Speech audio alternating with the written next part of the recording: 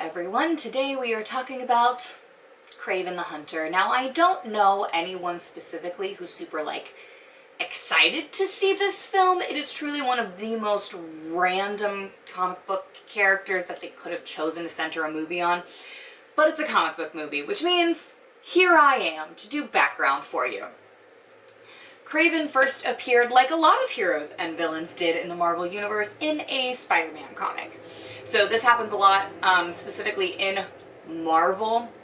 If they want to introduce a new character or they want readers to be excited about a character, they'll put them in as an appearance in their most popular comic, which is and has always been Spider-Man. Now, yes, Kraven spent most of his time orbiting Spider-Man, but they do this with a lot of characters. New character, put them in Spider-Man, people are at least guaranteed to see that this character exists. Specifically, he appeared in Spider-Man number 15 in 1964. He continued in Spider-Man's orbit for most of his comic book appearances, and he is one of the original Sinister Six. Now, Kraven was clearly inspired by The Most Dangerous Game. He, in fact, calls Spider-Man the most dangerous game. For those of you who don't know, The Most Dangerous Game is one of my most favorite things that I read in high school. But it's a brilliant and terrifying short novel about a super rich dude who lures people to his private island so that he can hunt them for sport. Kraven is a big game hunter who sees Spider-Man as the most worthy adversary, so he makes it his mission to beat him and then declare himself the greatest hunter in the world. Because Kraven lives by some sort of honor code, like personal honor code, he has often also been depicted as an anti-hero, almost as many times as he's been depicted as a villain. And like many comic book characters, he was killed off, but it didn't take. Kraven's last hunt said goodbye to the character of Kraven in 1987, but no comic book deaths truly last, so he soon comes back as a ghost, because why not? He doesn't really use many weapons. Bows, arrows, guns aren't really his thing. He prefers to use his bare hands.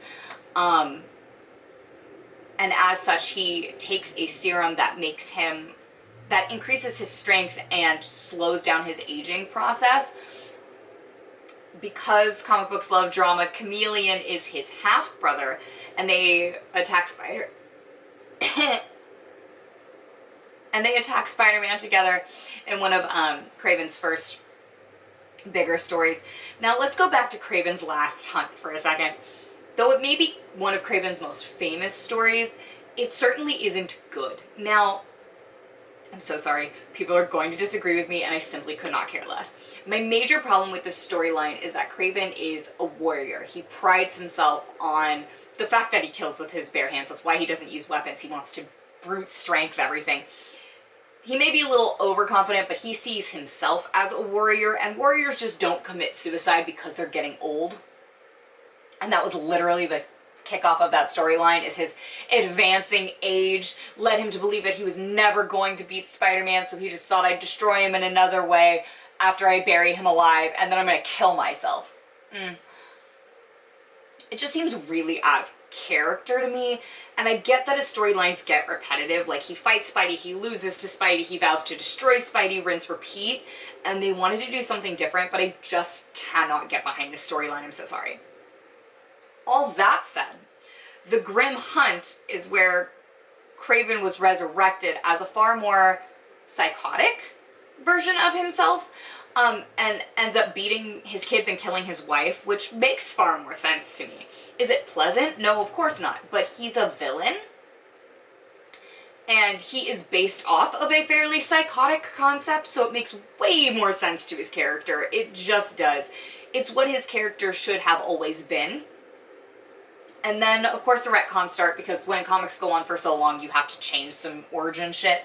It's revealed that Kraven was actually a member of Nick Fury's version of the Avengers that included Namora and Sabretooth and Silver Sable and blah blah blah, while they were hunting down the super soldier serum that was stolen by the Nazis and whatever, which also paints him in a more positive light.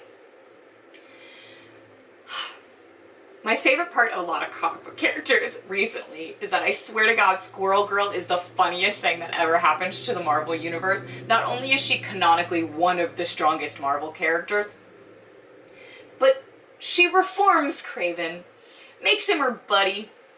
She makes him realize that Spider-Man is not even close to the most dangerous Marvel character. She's just great. It's just hysterical. And then we get to properly comic book campy.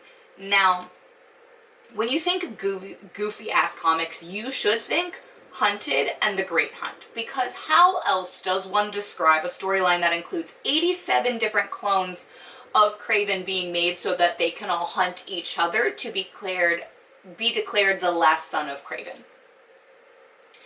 Or Kraven and a small team he assembled hunting only animal-themed heroes and villains.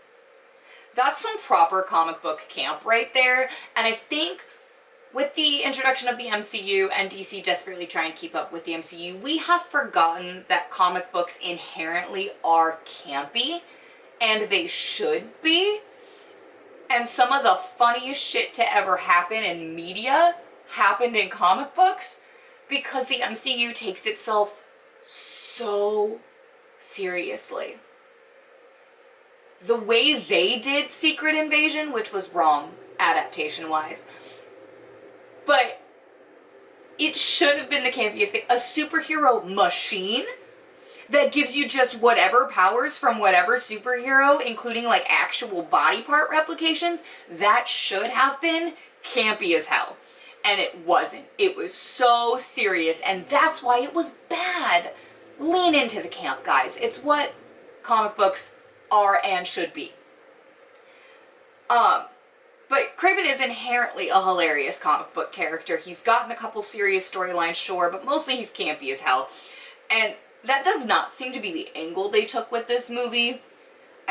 Now, if they went the fully psychotic route, I would be so okay with that as well. But I don't have a lot of faith that that's what they did either. I'm seeing it tonight, so I guess we'll have to see. But I don't have a lot of hope for it.